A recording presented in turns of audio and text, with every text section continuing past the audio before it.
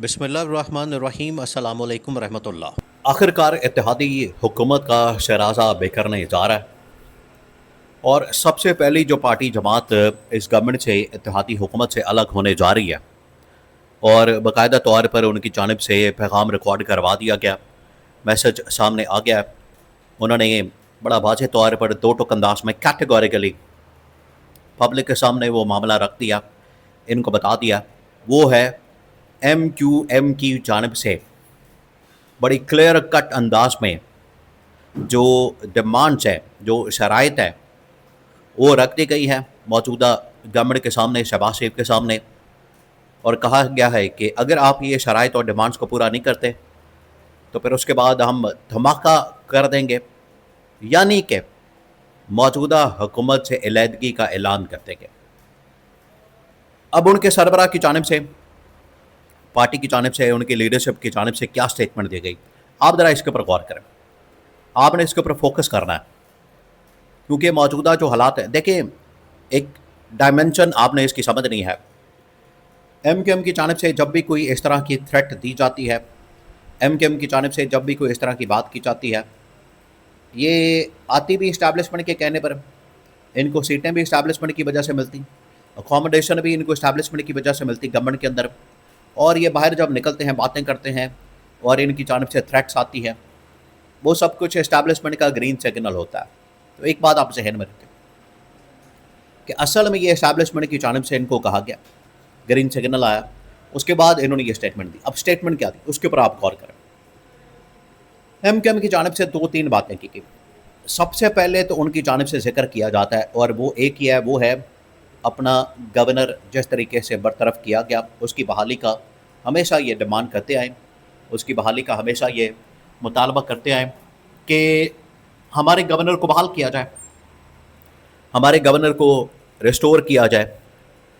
अगर आप हमारे गवर्नर को बहाल नहीं करते, उसको रिस्टोर नहीं करते, तो अब आपको फाइनल वार्निंग दी जा रही है, अब आपको फाइनल अल्टीमेटम दिया जा रहा है।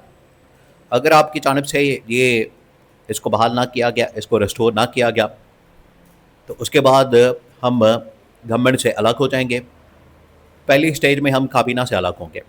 जो इनके दो तीन मिनिस्टर काबीना के अंदर मौजूद हैं, उसके बारे में कैटेगोरिकली इनकी जानिब से बता दिया गया। नंबर 2, बहुत अहम तरीन चीज़ इनकी जानिब से सामने रखी गई। अब ये आप समझें कि ये सबसे बड़ा पॉइंट है, सबसे बड़ा पॉइंट। और ये ना सिर्फ MQM को इस मामले के ऊपर एतराज़ है, उनकी ऑब्जेक्शन है, बड़ी वैलिड है, बल्कि ये बाकी इत्तेहादी जमातों, जिसके अंदर IPP है, जिसके अंदर काफ लीग है, जिसके अंदर पीपल्स पार्टी है, बाकी जमातें हैं, उनको भी इस मामले के ऊपर बड़ा एतराज़ होता है। वो क्या, MQM ने कहा है कि हम इत्तेहादी गवर्नमेंट के अंदर शामिल हैं, हम इत्तेहादी पार्टी हैं, हम इत्तेहाद का हिस्सा हैं, लेकिन बजाय इसके हमें कॉन्फिडेंस में लिया जाए, हमें एतमाद में लिया जाए, हमें इस हवाले से पॉलिसीज़ के लिए आगाह किया जाए, हमें ऑन बोर्ड लिया जाए, हमें बताया जाए। एक भी चीज़ के मतलब हमें आगाह नहीं किया जाता। और इनकी जानिब से जो पॉलिसी बनाई जाती है, इनकी जानिब से जो आवाम के लिए पॉलिसी, गवर्नमेंट के लिए, हुकूमत के लिए, रियासत के लिए, पाकिस्तान के लिए जो कुछ भी किया जाता है, उसकी ज़िम्मेदारी इनके ऊपर आती है, उसकी ज़िम्मेदार ये लोग हैं, उसके रिस्पॉन्सिबल ये हैं, उसका जो फॉल आउट होता है, उसका जो इम्प्लिकेशन होता है, उसका जो इम्पैक्ट आता है। अब MQM ने बड़ी ज़बरदस्त बात की। उन्होंने कहा कि इस वक्त हम आवाम में जाने के काबिल नहीं रहे, आवाम में नहीं जा सकते, आवाम में जाना हमारे लिए बड़ा मुश्किल हो गया। आवाम अब हमें काटते हैं, जूतियाँ मारते हैं, उनकी जानिब से बड़ा सख्त किस्म का रिएक्शन आता है। आवाम अब बहुत ज़्यादा बिगड़ चुके हैं, आवाम की जानिब से जो रिएक्शन आ रहा है वो बड़ा ख़तरनाक और खौफनाक है, और इसमें मज़ीद इजाफा हो रहा है। तो इससे पहले कि हम हल्के के अंदर बिल्कुल ही ना जा सकें, हल्के के अंदर जाना हमारे लिए मुश्किल हो जाए, मसला बन जाए, मौजूदा सेटअप से ही हम अलग हो जाएं आगे, क्योंकि इंतखाबात आने वाले अब 2 साल टोटल रह गए। 2 साल के बाद हर पार्टी इलेक्शन के अंदर चली जाएगी, इलेक्शन कैंपेन शुरू कर देगी, अपने अपने हलकों के अंदर जाना शुरू कर देगी। तो गवर्नमेंट तो परमानेंट नहीं, हल्का परमानेंट होता है, आवाम परमानेंट होती है, लोग परमानेंट होते हैं। तो ये अब उनकी जानिब से पैगाम दिया गया कि हम किसी सूरत मौजूदा गवर्नमेंट की पॉलिसी में और इसमें हिस्सेदार नहीं बनेंगे, जिम्मेदार नहीं बनेंगे। और यही बात पीपल्स पार्टी, यही बात इस्टेब्लिशमेंट सबसे बढ़कर। देखें, अब इस्टेब्लिशमेंट की जानिब से क्या बात की जाती है, उनकी जानिब से यही नुक्ता उठाया जाता है, उनकी जानिब से यही बात की जाती है। इस्टेब्लिशमेंट कहती है कि आपकी कारकर्दगी नहीं होती, परफॉर्मेंस नहीं होती, आप बिल्कुल ज़ीरो परफॉर्मेंस और कारकर्दगी आपके बिल्कुल नील किस्म की, ज़ीरो किस्म की, उसका मलबा हमारे ऊपर गिरा दिया जाता है, उसका सारा नज़ला हमारे ऊपर गिरा दिया जाता है, हमें उसका कसूरवार ठहराया जाता है, हमें उसका रिस्पॉन्सिबल करार दिया जाता है और हमें उसमें फंसा दिया जाता है। अगर ये सारी की सारी जिम्मेदारी आप खुद लें, अगर ये सारा का सारा मामला आप खुद उठाएं, तो फिर तो ठीक है।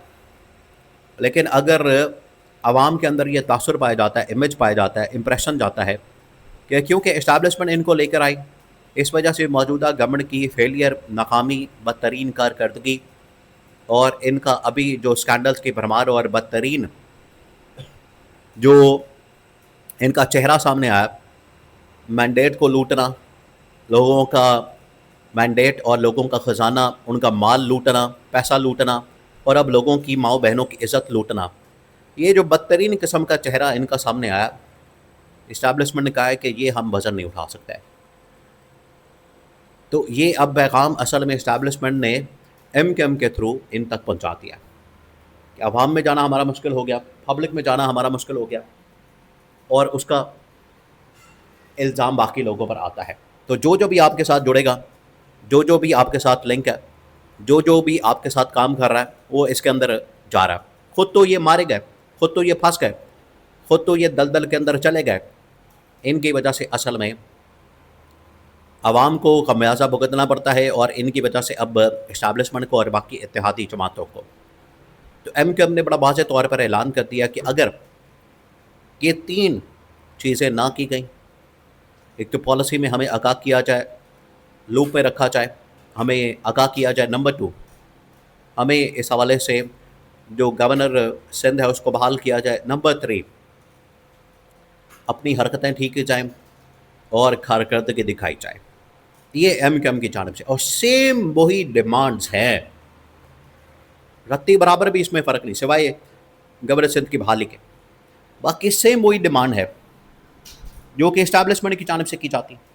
इस्टेब्लिशमेंट यही डिमांड्स इनके सामने रखती, यही डिमांड्स उनकी जानिब से की जाती, यही मुतालबात उनकी जानिब से किए जाते हैं कि अगर आपने कारकर्दगी ना दिखाई, परफॉर्मेंस ना दिखाई, तो ठीक है, फिर आप घर जाएँ, आपका हमें यहाँ पर रहने का फ़ायदा क्या होगा, उल्टा नुकसान हो रहा है, आपका हमने अचार डालना है।